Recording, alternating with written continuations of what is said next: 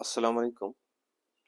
নারীদের সৃষ্টির ইতিহাস অনেকে জানেন না, এজন্য সংক্ষেপে কিছু বলতে চাই।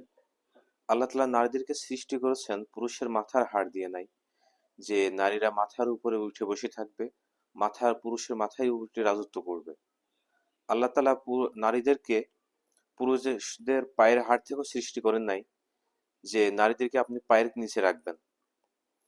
আল্লাহ তাআলা মানুষ মানুষ সৃষ্টি করার পরে, আদম সৃষ্টি করার পরে আল্লাহ তাআলা নারীদের সৃষ্টি করেছেন পুরুষদের পাঁজরের হাড় থেকে।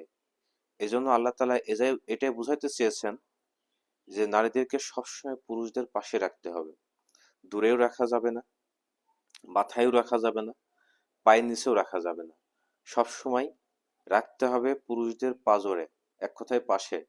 এজন্য আমরা আসলে বোঝাই ভুল করি, যে অনেক সময় অনেক নারীদেরকে আমরা মাথায় তুলে ফেলি।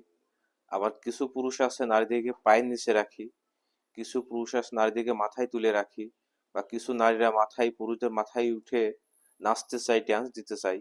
এই জন্য সতর্ক অবস্থানে থেকে মনে রাখবেন, আল্লাহ তাআলা নারীদেরকে সৃষ্টি করেছেন পুরুষদের পাঁজরে হাড় থেকে। এই জন্য নারীদের পাশে রাখবেন, পাঁজরে রাখবেন, দেখবেন অশান্তি হবে না। আর অশান্তি সৃষ্টি করতে আসলেই নারীদেরকে একটু দূরে সরাই দেবেন, দেখবেন নারীরা শিক্ষা পেয়ে যাবে, আবার ঘুরে আসবে।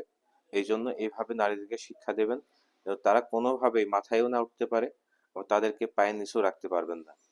ওকে, আল্লাহ হাফেজ।